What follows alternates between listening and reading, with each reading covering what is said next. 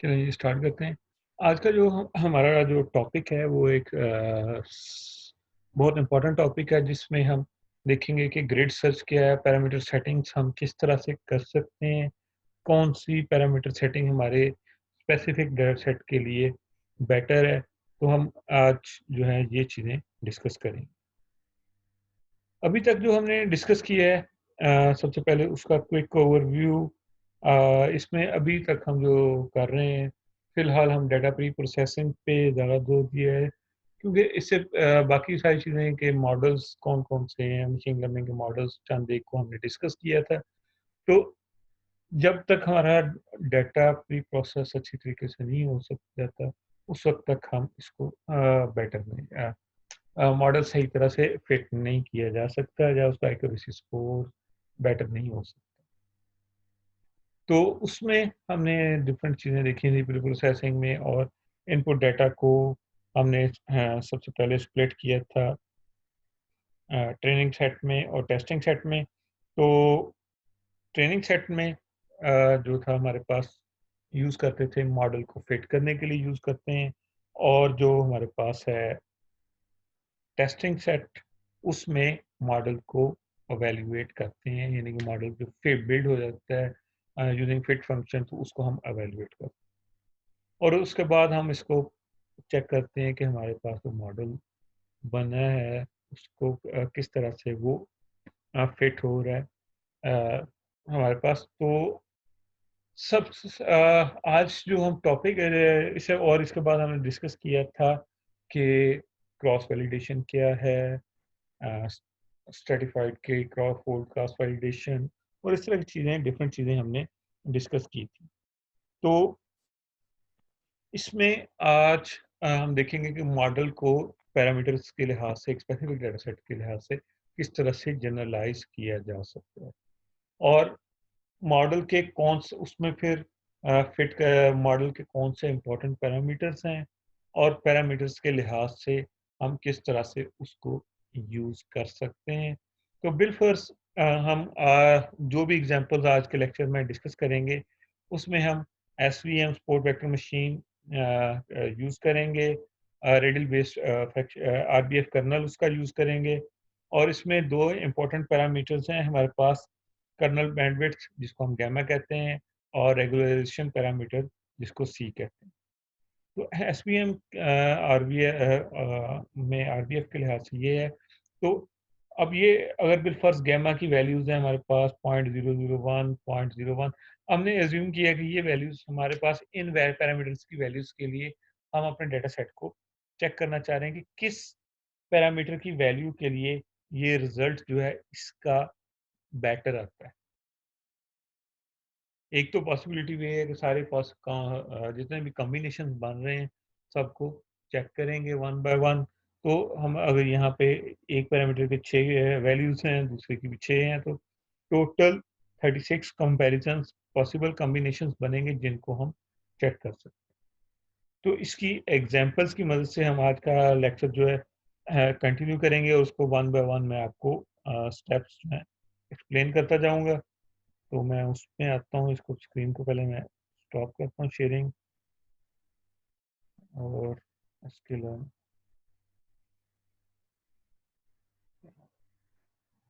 तो यहाँ पे हमारे पास ये पहले एग्जांपल मैं बुक वाली करूँगा, उसके बाद एक एग्जांपल जो हम स्टार्ट से करते आ रहे हैं वो है कि डायबिटीज़ की, प्रीमियम इंडियन डेटाबेस पे डायबिटीज़ का, तो उसको किस तरह से हम हैंडल कर सकते हैं। सबसे पहले इसमें जो बुक में एग्जांपल दी गई है वो आयरिस डेटा सेट की दी गई है, और उसको क्या कहते हैं कि सबसे पहले इंपोर्ट्स किया है पांडास को, एंड नमपाई को, उसके बाद मॉडल सेक्शन में क्रॉस वैलिडेशन स्कोर और आयरिस डेटा सेट को इंपोर्ट किया है, ट्रेनिंग टेस्टिंग स्प्लिट को लोड किया, और ग्रिड सर्च सीवी को किया, उसके बाद देखेंगे बाद में। पहले इसको एग्जीक्यूट करते हैं। इंपोर्ट किया, डेटा सेट को लोड किया एक वेरिएबल में आयरिस में।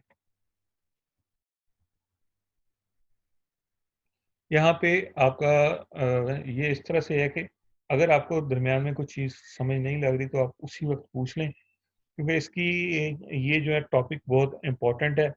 जब भी आपने नेक्स्ट मशीन लर्निंग का मॉडल कहीं पे भी ट्रेन करना हो, तो ये चीज़ें कि कौन से पैरामीटर्स हमारे लिए इम्पोर्टेंट हैं। पहले आपने पैरामीटर रैंडमली सेलेक्ट किए थे कि ये एसवीएम है तो उसमें ये वैल्यूज़ रख रहे हैं, सी की, गामा की ये रख रहे हैं, या डिफ़ॉल्ट वैल्यू से चला लें।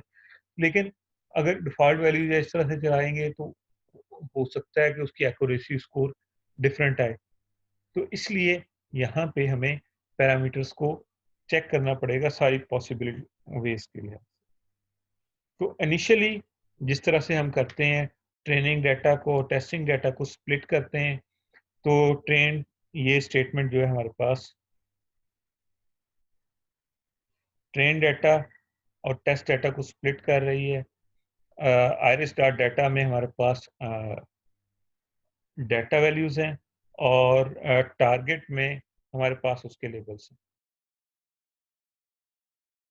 तो इस तरह से हम इसको ट्रेन या ट्रेनिंग और टेस्टिंग में स्प्लिट जिस तरह से अभी तक हम करते हैं।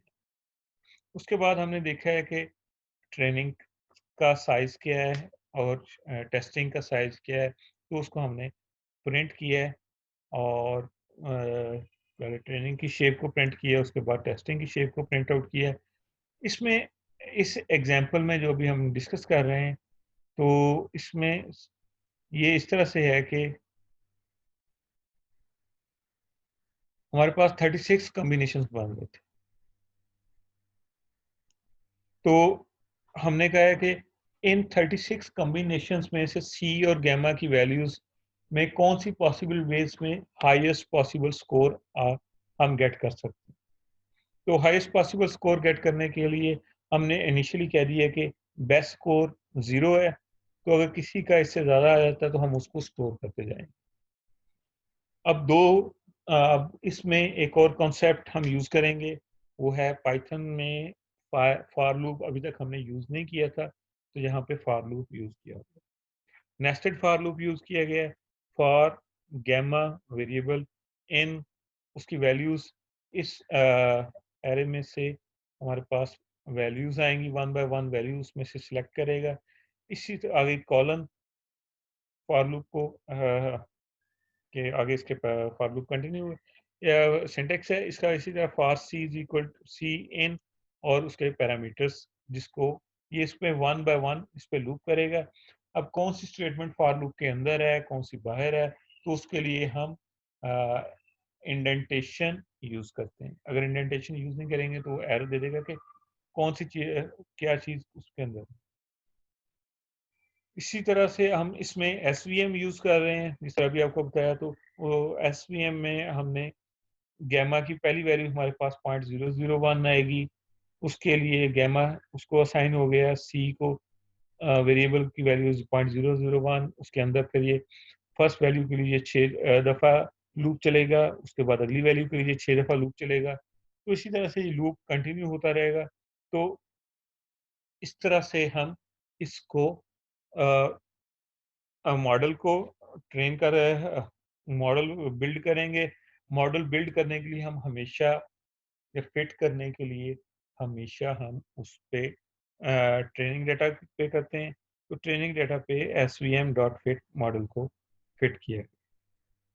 फिट करने के बाद मॉडल बन गया है तो उसका एसवीएम डॉट स्कोर स्कोर के ज़रिए उसकी एक्यूरेसी हमारे पास आ जाएगी और एक्यूरेसी हमने मॉडल बन गया है तो उसको हमने स्कोर मीन्स कि उसकी टेस्टिंग डाटा पे उसको चेक करना है, उसकी एक्यूरेसी गेट करनी है। अब पहली पैरामीटर वैल्यूज़ के लिए लूप के लिए उसमें चेक किया अगर उसका स्कोर बेस्ट स्कोर से ग्रेटर है, तो फिर बेस्ट स्कोर को वो स्कोर असाइन कर देंगे और पैरामीटर को वो पैरामीटर्स वैल्यूज़ जो है हम असाइन कर देंगे यानी कि सी की वैल्यू को सी जिस पैरामीटर वैल्यू के लिए और गामा जिस गामा के लिए उसको असाइन किया है वो उसको असाइन कर देंगे और ये 36 टाइम्स लूप एग्जीक्यूट करेगा और करने के बाद फिर हमारे पास इसका बेस्ट स्कोर और पैरामीटर्स की वैल्यूज आ मीन्स कि अब इसमें हमारे पास 150 रिकॉर्ड्स से 70-30 में उसने बाय डिफॉल्ट किया है, तो इसमें 112 जो हैं ट्रेनिंग सेट में आ गए हैं और 38 जो हैं टेस्टिंग सेट में रिकॉर्ड्स आ गए। नेक्स्ट, इसमें हमने कहा था बेस्ट स्कोर प्रिंट आउट करना है, तो बेस्ट स्कोर इसकी यानी कि एक्यूरेसी जो स्कोर आया 0.97 97% इसका एक्यूरेसी आई। और पैरामीटर किस पैरामीटर्स के लिए आई है? सी की वैल्यू 100 और गैमा की वैल्यू 0.001 के लिए ये जो है हमारे पास 97% एक्यूरेसी या स्कोर है। यहाँ तक आपका कोई क्वेश्चन है, कुछ चीज समझ नहीं लगी तो आप पूछिए।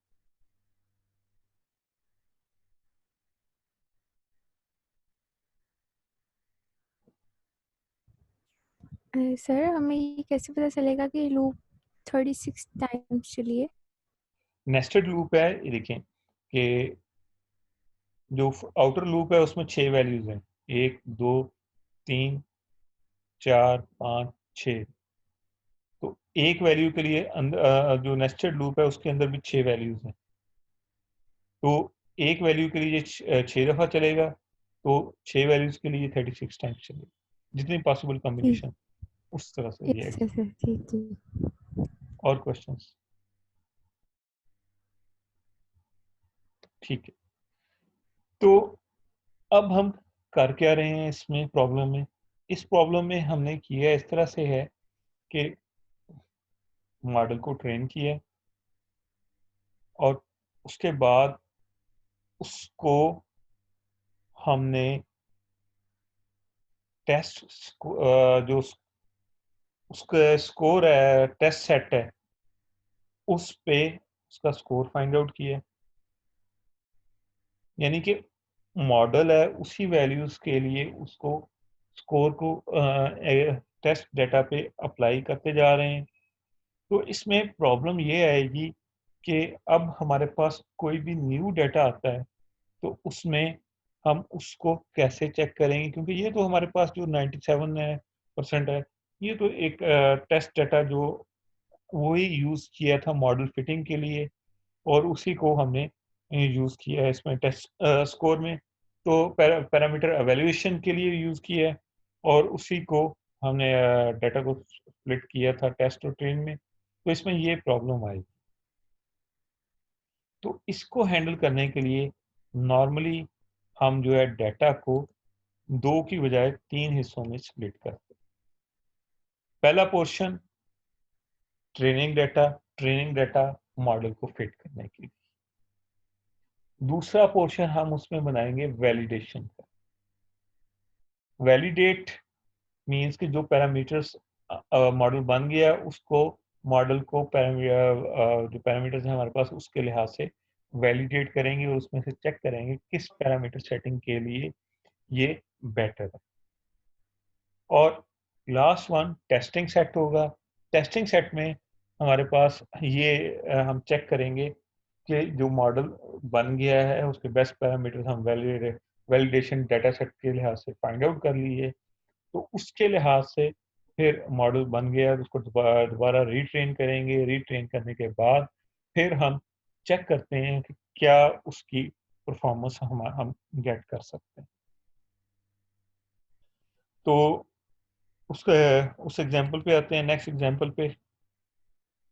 तो इसमें ये शो किया गया है कि बिल फर्स,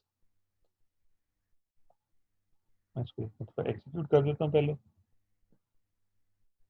तो इनिशियली वो जिस तरह से ट्रेन और टेस्ट में स्प्लिट किया था, हमने ट्रेन और टेस्ट में स्प्लिट कर लिया है। मीन्स के ट्रेनिंग डाटा और उसके वेरिएबल्स के नाम थोड़े से चेंज कर लिए हैं। उसमें एक्स ट्रेन अंडरस्कोर ट्रेन था, इसमें एक्स अंडरस्कोर ट्रेन वैलिडेशन है और वाई अंडरस्कोर ट्रेन वैलिडेशन और एक्स टेस्ट और वाई टेस्ट है। तो अब ट्रेनिंग डाटा को टेस्टिंग डाटा को हमने अलहदा कर लिया।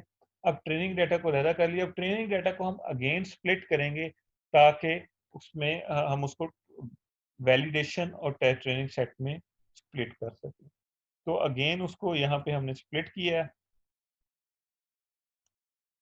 तो अब यहाँ पे जो पैरामीटर पास किए हैं वो x train underscore train validation है, जो यहाँ से हमने पहले गेट किया है, और इसी तरह वाइट अंडरस्कोर ट्रेन वैलिडेशन है, इसको भी हमने यहाँ से जो पहले स्प्लिट किया था उसमें से गेट किया।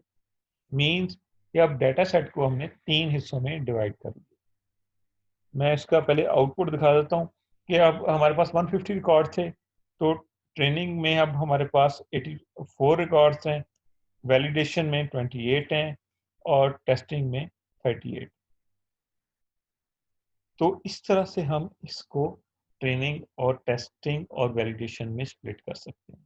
तो जब भी आपने मशीन लर्निंग एल्गोरिथम्स कोई भी अप्लाई करना है, तो मॉडल बनाने के लिए, आप मॉडल फिट करने के लिए, स्पेसिफिकली जनरलाइज करने के लिए आपको सबसे पहले पैरामीटर्स को फाइंड आउट करना पड़ेगा, और पैरामीटर्स किस कौन कौन से पैरामीटर इंपॉर्टेंस हैं, उनकी वैल्यूज किस कौन सी वैल्यूज हमारे लिए इंटरेस्टिंग हमारे लिए यूजफुल है, तो उस और पैरामीटर्स की मीनिंग क्या है, किस लिए किस पर्पस के लिए यूज हो रहे हैं, तो उसको यूज करके फिर अपने डेटा सेट को हमने 3 हिस्सों में स्प्लिट करना है। अभी तक हम जो है 2 हिस्सों में स्प्लिट करते आ रहे हैं, एक था ट्रेनिंग डाटा और एक था टेस्टिंग डाटा। लेकिन अब हम जो है ट्रेनिंग और टेस्टिंग के अलावा हम उसको वैलिडेशन सेट में भी कन्वर्ट कर रहे हैं, जो कि हमारे पास इसमें यूज हो रहा है मॉडल को पैरामीटर को एवेल्यूशन पैरामीटर की वैलिडेशन के लिए। तो अब इसको चेक करते हैं, ये सारा कोड सेम है, बेस्ट स्कोर वही जो अभी हमने डिस्कस की है, यहाँ पे वही एक्स ट्रेन के साथ फिट की है। सिर्फ फर्क क्या है, यहाँ पे जो स्कोर कैलकुलेट कर रहे थे वो हम कर रहे थे यूजिंग टेस्टिंग डाटा। अब यहाँ पे हम कर रहे हैं वैलिडेशन डाटा के लिहाज से। अब टेस्टिंग डाटा को हमने टोटली सेपरेट कर दी है, क्योंकि जब भी मॉडल को हम प्रॉब्लम पहले में क्या आ रही थी कि मॉडल को ट्रेन भी कर रहे थे और उसके पैरामीटर्स को अवेल्युएट कर रहे थे, या स्कोर का find out accuracy find out कर रहे थे, तो वो डाटा नोन नोन हो गया, उसके पैरामीटर्स नोन हो गया, वो उसको दोबारा रीएवेल्युएट करेंगे तो टेस्टिंग डाटा तो पहले यूज हो चुका है उसमें। तो इसलिए यहाँ पे उसको टेस्टिंग डाटा को टोटली हमने अलग रख लिया। Again best score find out किया, अगर बेस्ट स्कोर जो है बेस्ट स्कोर से ग्रेटर देन है तो उसको अपडेट कर देंगे, सी और गैमा की वैल्यूज पैरामीटर्स भी अपडेट कर देंगे बेस्ट पैरामीटर्स में।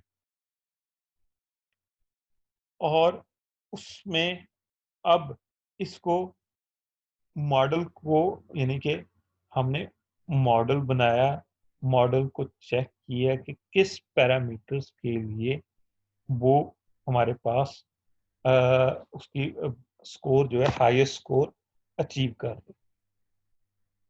नेक्स्ट क्या होगा कि अब हम मॉडल को दोबारा से बनाएंगे, और इसको बनाएंगे हम स्पेसिफिकली कौन से डेटा पैरामीटर्स के लिए, जो पैरामीटर बेस्ट पैरामीटर्स हमारे पास हैं। तो यहाँ पे बेस्ट पैरामीटर्स जो हमने गेट किए हैं उसको यहाँ पे पास कर देंगे, और ये पैरामीटर पासिंग के लिए पाइथन में डबल स्टैक यूज किया गया है।